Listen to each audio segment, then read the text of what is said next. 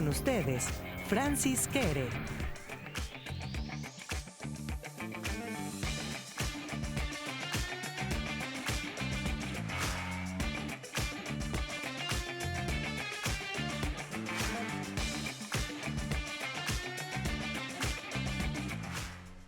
Buenas noches.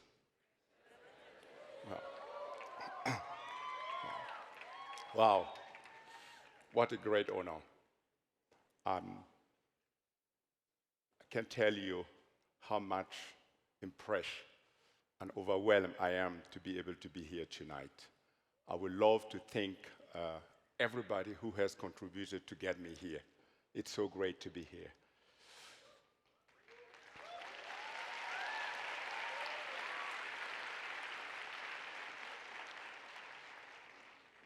So, I was born in this place that you can see. It is the village Gando in Burkina Faso. And,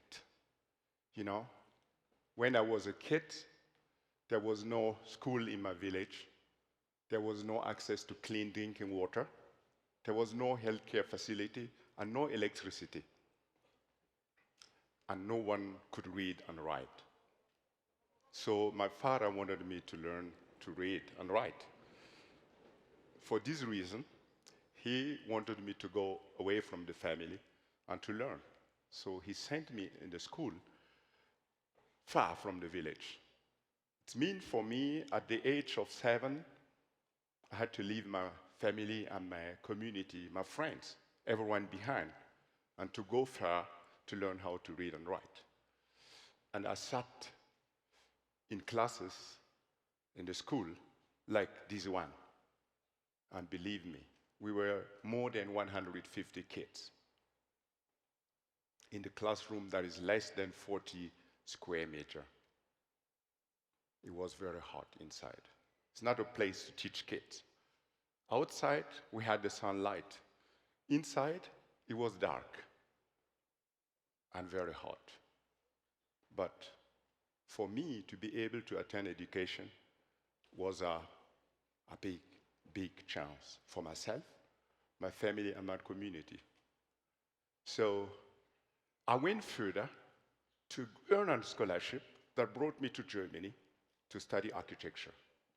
But as I started, 3 years later, I realized I gained so much knowledge than no one else in my village. And I remember my time when I was sitting in the classrooms in Burkina Faso, the table was so bad that there was wobbling like this, and nails will pop out and will pick your bottom. I didn't want to accept that. Since this time, I started to do internship in a carpentry next to the school. At every free time, I will go to learn how to do carpentry and to fix the benches at school. So now, in Germany, I feel I was privileged. What to do with this privilege? I decided to go back to Burkina Faso and start to build a school for my community. So, but what you can learn from a country like Burkina, where we have big buildings like this one, is a church. It was introduced by the French during the colonial time, and it was too big. They even didn't finish to build it. And for me, I couldn't learn from that. So the traditional building is clay, and clay building is good. You could easily handle it, but it also have weaknesses. Water is destroying the fragile material. You could take it again and form bricks and build. But people in Burkina consider this material a material for poor people. So I had no other chance than to try to use this material. Here, that's what I did. I went back to talk to my community and say, we should build a school. I will help you to build a school so that the kids can stay in Gando and learn. But how do we do it? I say we have to use the clay that we have. finding a model to use it. And the community needed to work. Like here, you see women, men carrying stones that will be used for foundation. And then men and other kids using, other people using clay. We filter the clay the way you see to make bricks that are stable. And the bricks are used to build the school. And that is the school that I built as a student. I wasn't an architect yet. I built it with clay from Gandu, with the people from Gandu, and I had to be the architect, the community leader at the same time, but the builder and everyone had to follow me. And that is the insight. When I was a kid, I sat like in the class to the left one or right one, depending how you could see. And you see what I have brought to my community. So, but how do you learn? Do you teach people how to trust engineering and architecture in a place where most of the people cannot read and write? Remember, I was the first one from this place to attend education. What I did is to draw very simple section, and then the section looks like the building. And then we're going to do more mock-ups. Like here, we will put the load to test in front of the community. This way, people see it standing. And really, I will be the first one to jump in the middle. I will jump and stay the one with the cap. It is me, proving my community that I trust the structure. And so after a while, people from my community will join me on the top. And so this way, there is no crash. If there is no crash, it's a good technique. But when there is a crash, okay, we knew it will never work. But it is one of us, and we have to support him. Luckily, we never had a crash. And we keep building. There's already the extension of the project. We did. And when it comes to color, people in my place are like Mexican. We love color. I will move, and my people will put the colors. But you know, if you learn to do architecture in Germany, the country of Goethe, who studied culture, you know, and you come back, you see the colors sometimes, you, oh my gosh, why you did it? You want to complain because I am an architect, you know? But then, someone from the community come and say, you know, Francis, it is me that fought for this color. Another one will come and say, no, it's me that fight for this color. What I realize is I am creating a frame for people to play themselves. They're just taking it, it is their school. And I shut my mouth, I realize I'm a simple technician that can create something and people will take ownership. So I keep pushing, and we build the extension, like you can see. And believe me, if you are in Burkina Faso, it can be much hotter than here in Mexico. And even animals are seeking for a little shadow, like this donkey looking for protection against the sun next to my building. And the inside is always massive, well organized, to give a shelter for kids and teachers to stay. If I go to Burkina nowadays, I see the happiness in the face of the kids. And I saw, wow, through my work, these people can stay home with their friends, their family, their community, and attend education, which I didn't have when I was a kid. And you know what it do to me? It does to me, you know, happiness, pure. To see that these kids would use every corner of the building to learn and to do. So suddenly, many kids of the village wanted to attend school. What to do? They cannot afford to have books. There was an idea to create a library. No, it's not a library. It's a storage for books. And we start to build. And I'm trying in my work to always innovate. I want my people not to really copy one example, but to have many options. Here, we have clay pots. That's an alternative. And the women. The women are incredible in my culture. The power of the women. That is what holds Africa together. In my work, when sometimes it's hard, the women will jump in. Like here, bringing the pots to the site, and we will cut. I will mark the first cut, and we cut the pots the way you see it with machine. And we bring them to a roof, and what we do is to create openings. First, we place them, and we build, we put the roof to protect, but then inside you have openings for light and ventilation, like you can see. Using locally available material and object from a tradition. The women can do the pot, and I'm just giving them another meaning. And the community is proud about it, of course.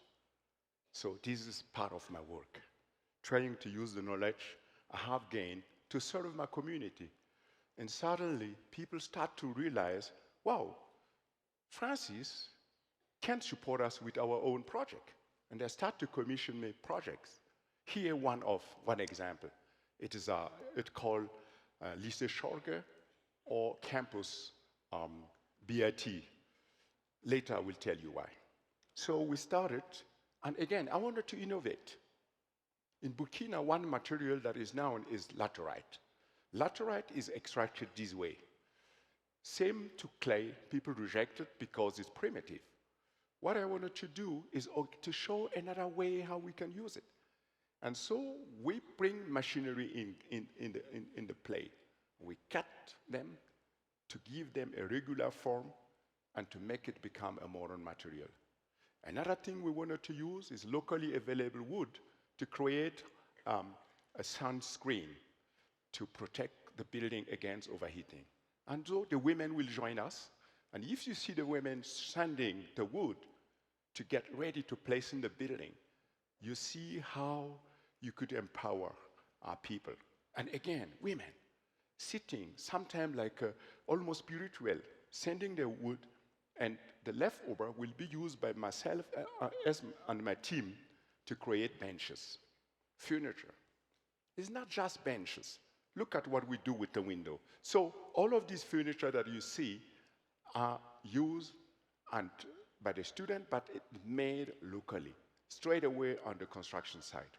But look at an idea about how you could just bring comfort in a classroom. That is a window, a section. And that's what I do with my people. The kids will come, they will have lunch at school, they use this kind of bucket. And I will call them, please, after the meal, and when you wash your bucket, fill it with water and put it under the window.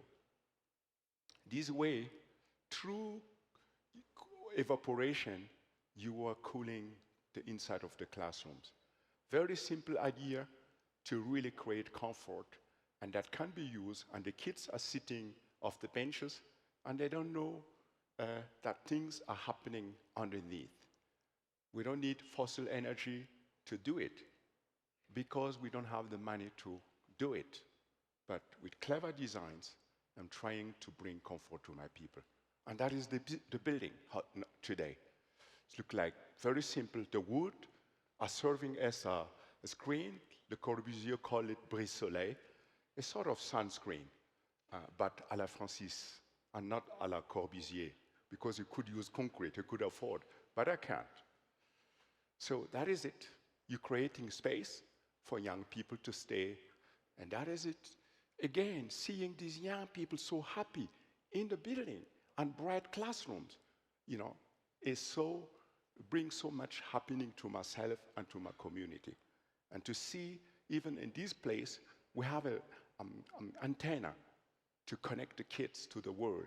And that's why we call it BIT, learning from MIT. The client went one day to the US and called me to say, Francis, our school is so successful. Why we don't create something like MIT? I said, okay, let's go. I will do it. And he said, let's start by one classroom. One classroom in the middle of the desert in Burkina Faso with the dust. Let us build an entire structure without wasting money to do one. And we fight. After a while, we was able to create a structure the same way we're building, and that is what we have created. a sort of comfort zone for the kids to stay, little corners where they can gather together, and then well-ventilated classroom where they can learn. And that using locally available material. If I'm looking to this picture of a friend of mine, Ivan Baun, I feel that I'm not doing architecture, but I am bringing light in a place where people has no other opportunities. And that is what is about my work. And so this was Africa. But suddenly, in the West, people discover what I was doing and ask me, can you do some work for us? Here, Asylum, that we call Asylum Pavilion, in the US, Montana, very huge. I'm from Burkina, and the US, so far away, and Montana, so monumental. I went to talk to the client, and we spoke, and I understood what I wanted to have for their sculpture center is something that is standing alone. And I thought about Tuguna. Tuguna is this structure that you can see. It's a place of gathering between Burkina Faso and Mali. It is completely made of organic material, straw, wood, and nothing else. Clearly, I was impressed by it. And I asked the client, let's use this wood that you have, and you don't know what to do with it, to create something. And that's what we did. I started to do sketches and mimicking what is going to be. And then we get the wood almost like in Burkina Faso, but with exception that we had a workshop, well organized, with a lot of tools to really use the wood and work. So Montana has a very hard summer, but a very strong winter time.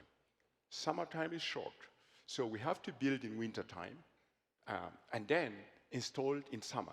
And this is the pavilion, melting with the landscape, with the material that was on site.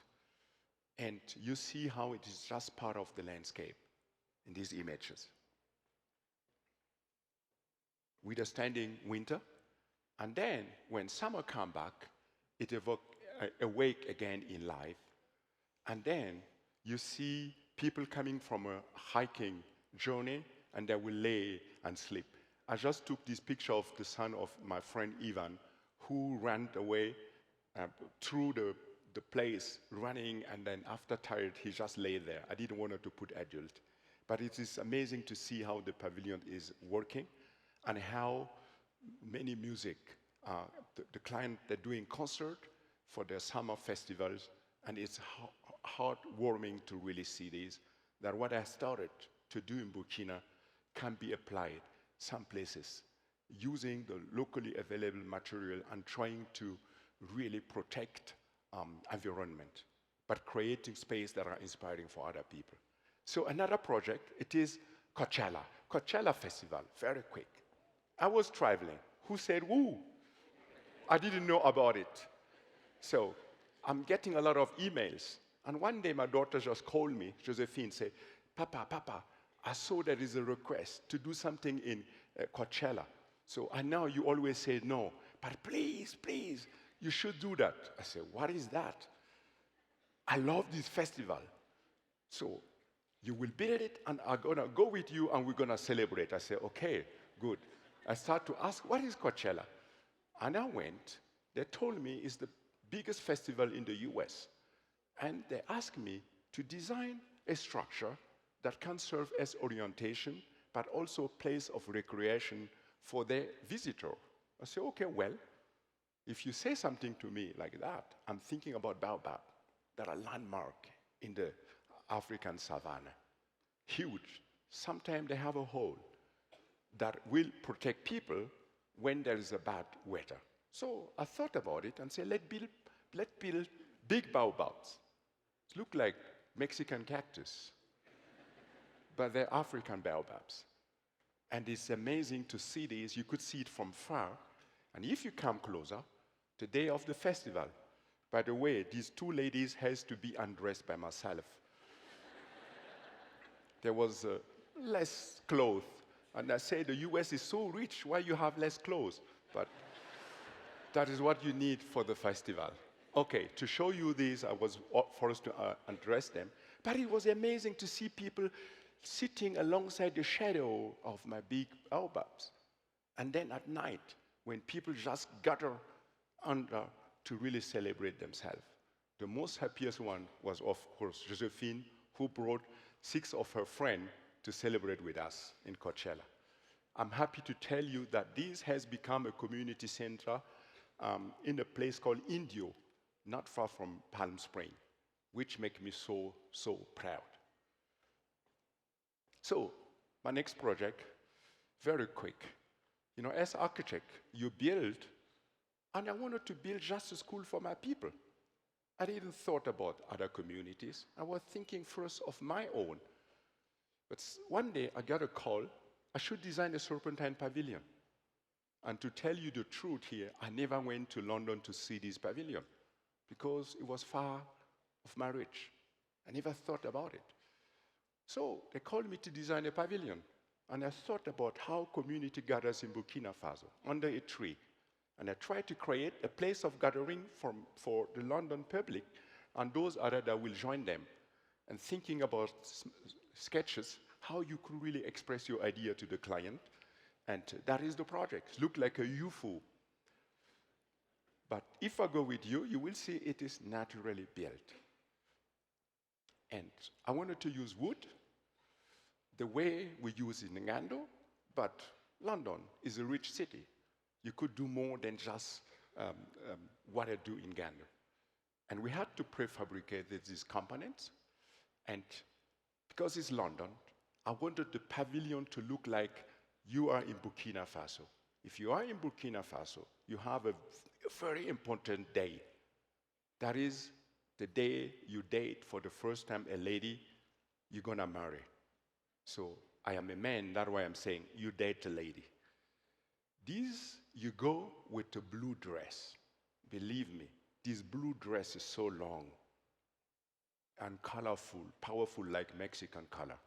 And if you see the gentleman walk toward the desert, the savannah of Burkina, and go and enter a certain compound, everyone knows this girl is taking. There's no way to go there. So having the chance to design in London, I decided to put blue, indigo blue, in the heart of London. And that's what we've done. Prefabrication, and that is the pavilion. The wood looks like African textile, very light. And I was amazed to go and see how London people came to see the pavilion, but they start to enjoy life with themselves. Even the smallest one was sliding. And that is what is about my work, trying to create structure to inspire people and to really let them enjoy life. And so my heart is in Africa. So I was called to do a campus in Kenya, Turkana, very hot. I went to this place, I saw termite hills, like this one. People are coming together to talk about the future of the community. And I thought, if I have to design a pavilion there, I want the youth to gather in another place and think about the future and learn new things that can help them sustain their community. So, you know, that is one play. But also I wanted to learn from the termite, who has been in this region for a long time, and then to make sure that I come with something that fit within the nature. I'm very quick. That is learning from the termite, to create a ventilation system, and to create this structure that you see. Very simple, in the middle of a harsh climate, and we were able to create these. And if I go back and see kids sitting, especially this girl that has no other opportunities, by sitting in Turkana and to access technology is something that is so powerful and will give a chance to many, many young people. And for me, being as a designer, looking to all what is possible, that I have given a tool to shape people's life is make me so proud. Thank you for being here. I have to stop because my time is over. Thank you. Thank you. Thank you.